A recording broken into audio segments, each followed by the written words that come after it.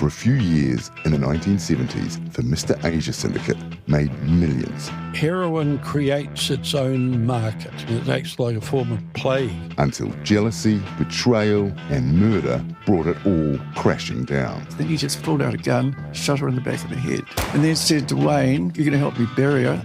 This is Mr. Asia, A Forgotten History. All episodes now available on iHeartRadio, Apple, Spotify, or wherever you get your podcasts. You're listening to the Weekend Sport Podcast with Jason Pine from News Talk ZB. As always, on a Sunday afternoon, great pleasure to welcome in James McOnie to the show. Hello, James.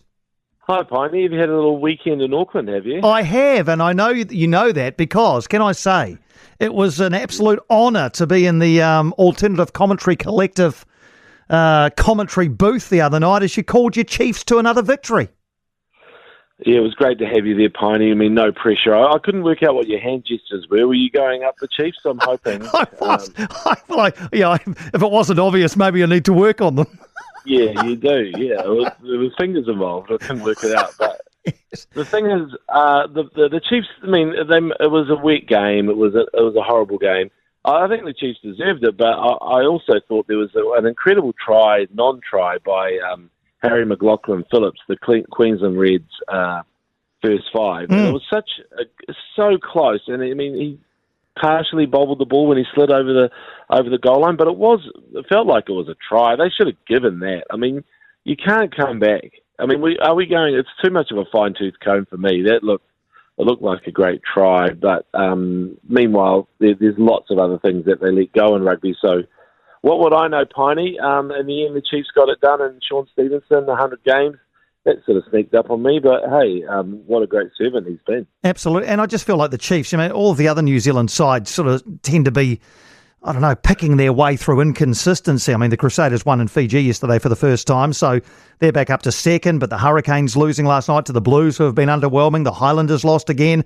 I think the bright light in all of this, apart from your Chiefs, is Moana Pacifica. Oh, wow.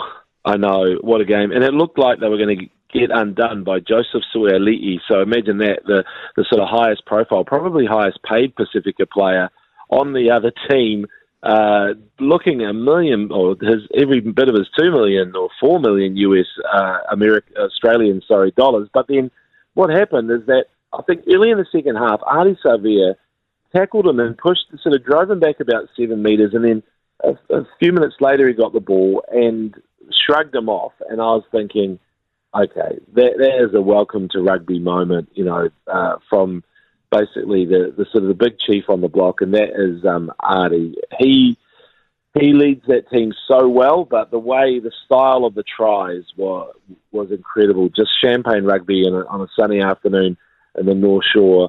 A lot to like about their resolve, and also a prop scoring a hat-trick. Oh, that was so good. I just loved everything about it, and I now look ahead to next weekend when the Blues welcome Moana Pacifica to Eden Park. I think it's a 4:35 kickoff, so a bit of sunshine hopefully still around, although daylight saving has finished, of course. I reckon there'll be more there supporting Moana Pacifica. Yeah, this is the problem. The battle for Auckland, especially with bums on seats. I mean, the Warriors are winning it, right?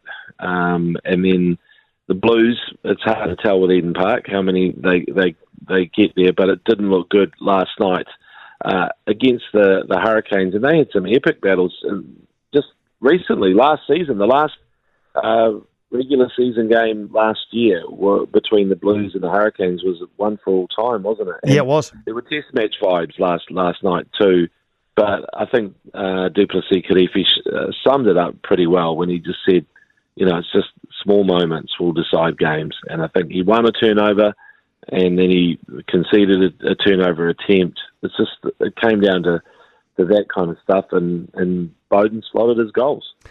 Talk about the battle for bums on seats, and across town at the home of the Warriors, it was Auckland FC again getting 18,500 there yesterday. I've been to all of their home games. I've been very lucky to get the chance to work at them. It's been a buzz all year. Yesterday was, I think, even bigger in terms of the fizz. If Auckland had happened to win that game, I think that place would have exploded.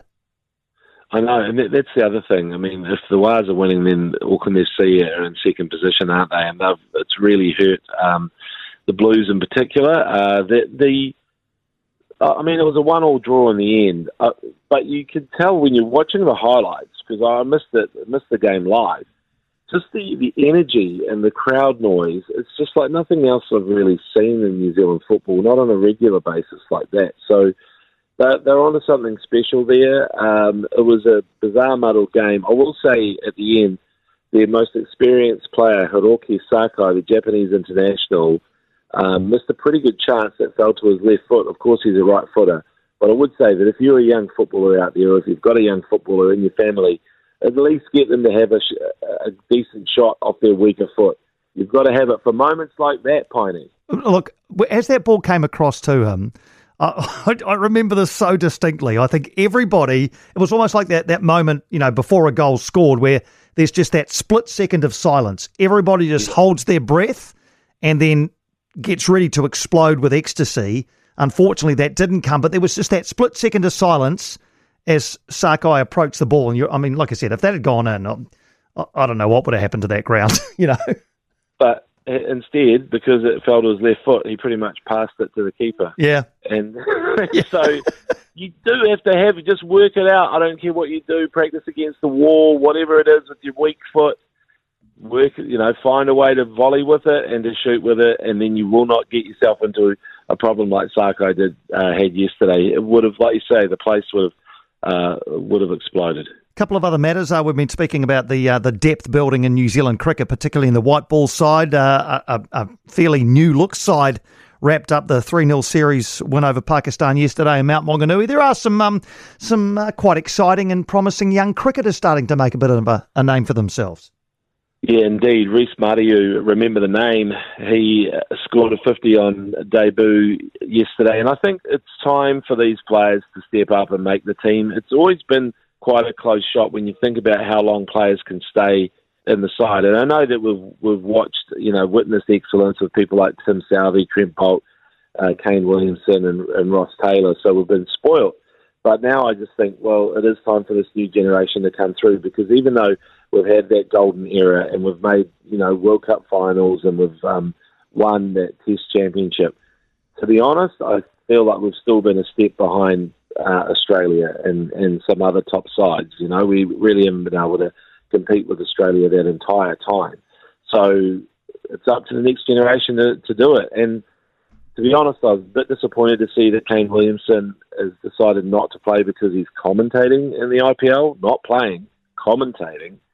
So, look, if you're going to do that, mate, let's just let the young guys have the run of it. And, he's going to retire a legend, and I'm happy for him to carry on in Test matches. And because I feel that record that he's got in Test matches is the most important thing to him. We haven't got many this year, but let him carry on. But at these other levels, I think it's time to let these guys play. And I'm talking about Mohamed Abbas. I'm talking about Mitchell Hay and Reece Mariu.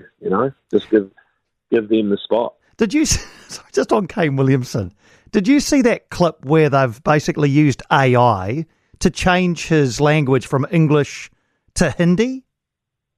Yeah, it's incredible. And in fact, his Hindi was so good that it almost felt just one of those things where you're not allowed.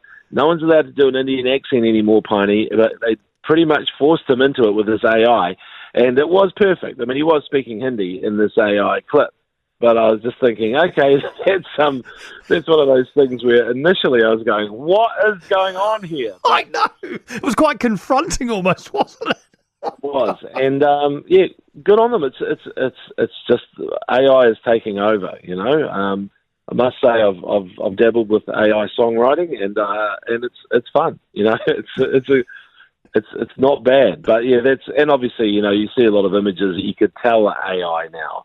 But it's you can easily get fooled by it, and the AI voices that come out. This is where you have to be extremely careful, and I know it's caused problems before with fraudsters getting hold of it. So I've heard an AI voice creator of Christopher Luxon, and it's bang on. It is bang on. I mean, is this definitely you? Yes, it is me, Jason Pine. Great to be on your show is the best in the world, I think. No, look, I mean, this is the whole thing. AI, can you tell? Yeah, it's tough.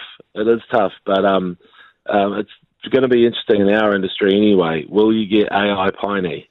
Look, well, we might, but I'll never get AI James McOnie. I can assure you of that.